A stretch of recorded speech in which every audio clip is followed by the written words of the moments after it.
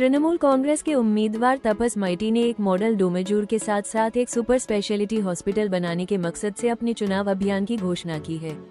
वो डोमेजूर में फिर से तृणमूल का नया चेहरा है। तपस मैती 2026 के विधानसभा चुनाव में डोमेजूर निर्वाचन क्षेत्र में तृणमूल कांग्रेस का ट्रम्प कार्ड है। विकास को ध्यान में रखते हुए उन्होंने वोट के लिए प्रचार किया, अपने राजनीतिक लक्ष्य और भविष्य की योजनाओं को स्पष्ट किया। मॉडल डोमेजूर बनाने का सपना उनकी बातों में आया। आज एक प्रेस कॉन्फ्रेंस में तपस मैती ने कहा, ममता बनर्जी बंगाल के विकास की नेत्री हैं। माँ, माटी, मानुष की विचारधारा पर चलने वाली तृणमूल कांग्रेस आज पूरे पश्चिम बंगाल में अपनी जीत का परचम लहराने की दिशा में आगे बढ़ रही है। उन्होंने कहा कि मुझे एक बड़ी जिम्मेदारी दी है और मैं अब उस जिम्मेदारी को पूरा करने की तैयारी कर रहा हूँ। उनका मानना है कि पार्टी कार्यकर्ताओं का उत्साह और आम लोगों का उत्साह ही असल में ममता बनर्जी की जीत है। চিরদিন তো কেউ থাকবে না, দল যখন যাকে মনে করবে তখন তাকে দায়িত্ব দেয়। দল মনে করেছে এখানে আমাকে দায়িত্ব দেওয়ার প্রয়োজন, দল আমাকে দায়িত্ব দিয়েছে। ডোমজুড়ে মানুষের সবথেকে বড় প্রয়োজন সেটা হচ্ছে ডোমজুড়ে বিধানসভার মধ্যে কোনো হসপিটাল নেই। যাতে একটা হসপিটাল করা যায়, সেটা মানুষ আমাকে নির্বাচিত করলে আমার দলনেত্রী মমতা বন্দ্যোপাধ্যায় এবং আমাদের অধিনায়ক অভিষেক বন্দ্যোপাধ্যায়ের কাছে আবেদন করব, ডোমজুড়ের মানুষের জন্য একটা হসপিটাল। আমি প্রতিদ্বন্দ্বী কাউকে এখনও দেখতে পাইনি, নির্বাচন ঘোষণার পর থেকে এখনও কাউকে ময়দানে প্রতিদ্বন্দ্বী দেখতে পাইনি। বৈধভাবে বাদ যাওয়ার ফলে প্রভাব পড়ার থেকে বড় কথা হচ্ছে, যে দলেরই হোক বৈধ নাগরিকের ভোটার তার নাগরিক অধিকার হরণ করার অধিকার কারণে যিনি করছেন তিনি তাদেরই ভোটে নির্বাচিত, এটা মাথায় রাখতে হবে।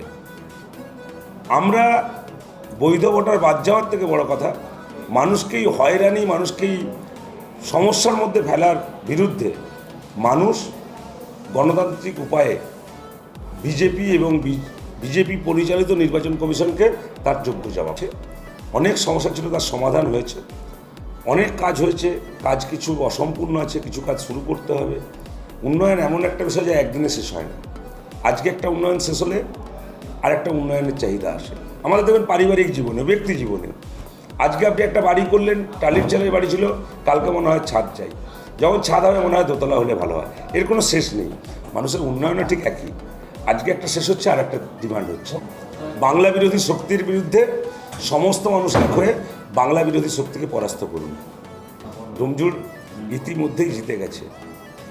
মানুষের স্বতঃস্ফূর্ত যে প্রার্থী ঘোষণার পর থেকে স্বতঃস্ফূর্ততা আপনি যদি লক্ষ্য করেন, আজকে 3 দিন হয়েছে, গত 3 দিন ধরে একই হাজার হাজার মানুষ প্রতিদিন আসছে মানুষ শুভেচ্ছা জানাতে। আমরা মার্জিন বাড়ানোর লড়াই করছি।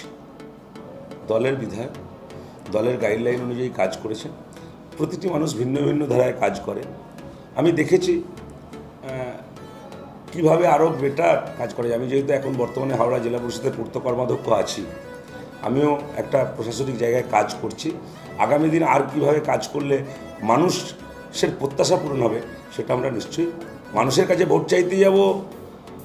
মমতা বন্দ্যোপাধ্যায়ের নেতৃত্বে মামাটি মানুষের সরকারের 15 বছরের উন্নয়ন, আর ভোট হবে অভিষেক বন্দ্যোপাধ্যায়ের সংগঠনে। মানুষের শুভেচ্ছা ঢল নেমেছে, সেই শুভেচ্ছা মানুষের সাথে মিলিত হতে হতে সময় চলে যাচ্ছে। নির্বাচনে প্রচারের মধ্য দিয়ে আমি বোঝার চেষ্টা করব মানুষ কী চাইছে।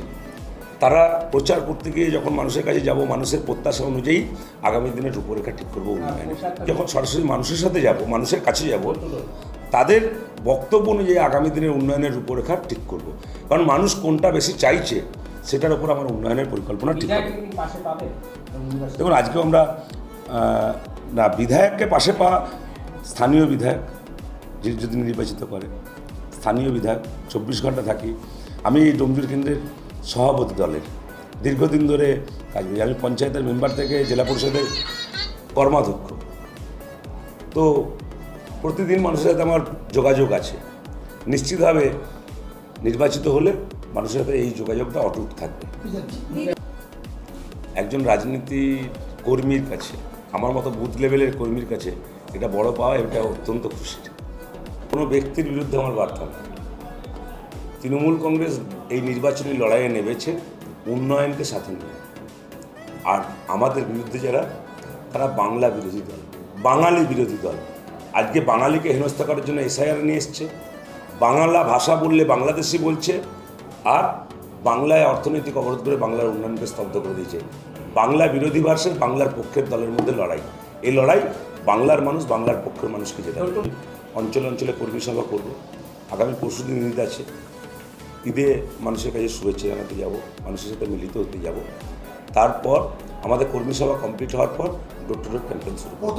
আমি বললাম মানুষের কাছে যাই, মানুষের প্রত্যাশা কী সেটা দেখে নিয়ে তারপর আমি উন্নয়নের উপরে খেলি। মানুষের অভূতপূর্ব সাড়া পাচ্ছে।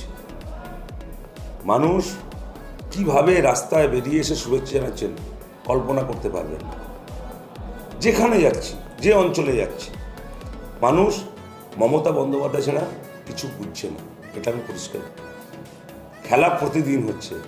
যেদিন থেকে বাংলার মানুষকে শোষণ করা, শাসন করার চিন্তা করেছে বিজেপি, সেদিন থেকে বাংলার মানুষ খেলা শুরু করে দিয়েছে। তার প্রকাশ হবে হাওড়া জেলার বুকে আগামী 29 এপ্রিল।